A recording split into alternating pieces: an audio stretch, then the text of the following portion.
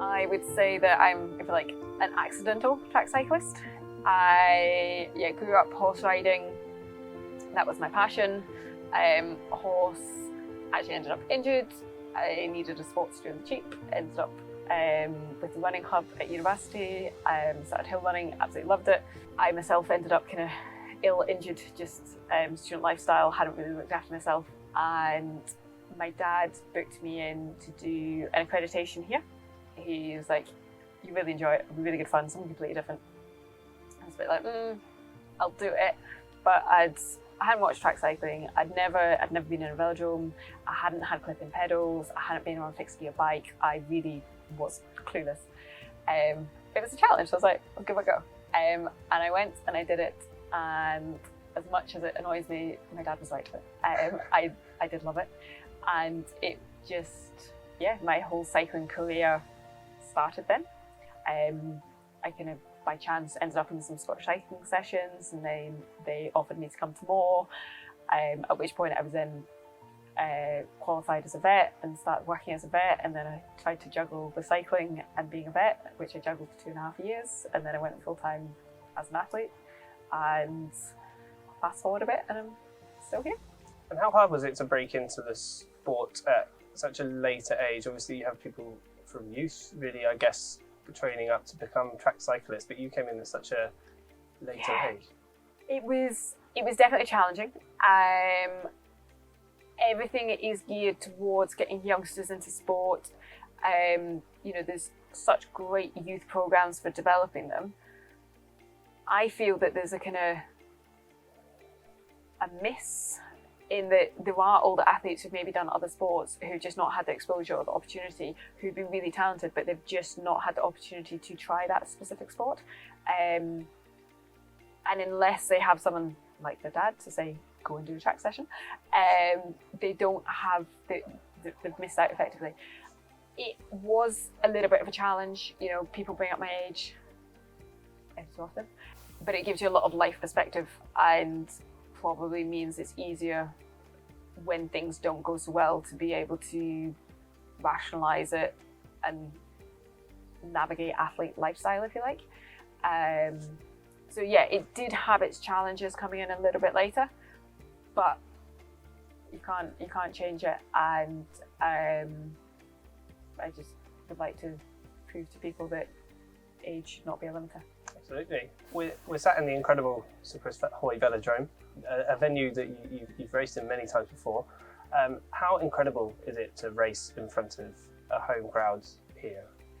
It is really actually difficult to put into words. It is fantastic. You get such an amazing feel. I have been super fortunate to have a couple of big competitions held here. So I had European Championships here. We obviously had the World Championships were in 2023. And both times came away with a title, and when you cross that line and the crowd erupts, there was no feeling like it. You're physically exhausted, and yet you have this energy that you've just taken from the crowd. And during the race, the crowd gets so behind it. If someone goes on an attack, they're cheering on. If there's a crash, there's just so much atmosphere. And every velodrome is different, but I think the acoustics of this one is really good. The noise carries, or maybe it's just the Glasgow lungs, but it is so loud. It's just such an atmosphere. If Glasgow Velodrome hadn't been built for the 2014 Commonwealth Games, I would have never done a track taster. I would have never found cycling, if you like. I wouldn't be sat here in front of you. So I am proof that legacy works.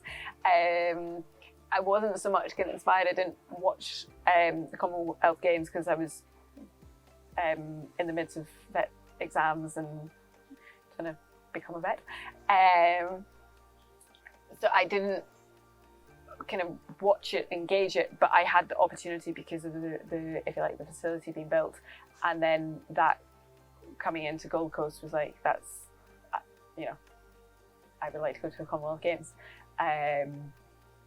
And I think that's one of the beautiful things about having a home championships is it gives all these extra opportunities that wouldn't normally be there, or encourages people that they forget that there's a velodrome in Glasgow and that they can just go and have a taster session and try it. And then having these events goes, no, you can. You might not like it, but you can try it. And I think that's one of the beautiful things about a Commonwealth Games.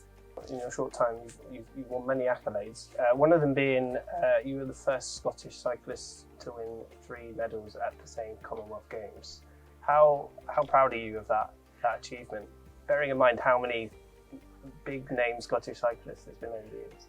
Yes, I had no idea, and then I got told just after the road race, so I was already on an absolute high because I had no expectations of getting a medal at the road race, and then I was told that, and I was like, wow, that's quite incredible, because as you say, Scotland's very good at producing cyclists, and there have been very, very good cyclists doing Commonwealth Games. So I was surprised that I was the first one to get 3. It was quite an accolade, because within Scottish cycling, the standard is super high. So yeah, it was quite an achievement.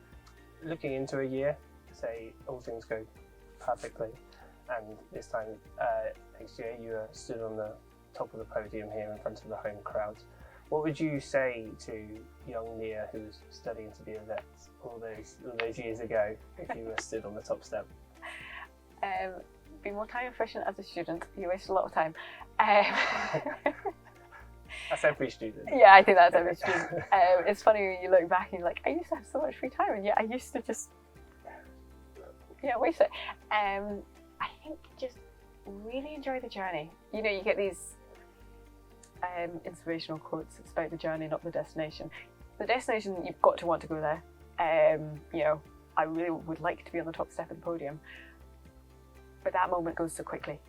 The whole leading up to it, it takes time, and you can either be so focused on the destination you don't realise all these opportunities and things that you're doing along the way and how much fun and enjoyment you have because you're just so focused on the goal.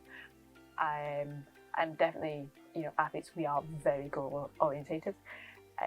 That's our motivation. But it's really important just to take a step back at times and go, A, how far have I come? And B, look at all these opportunities and things I get to experience on the way to that, hopefully.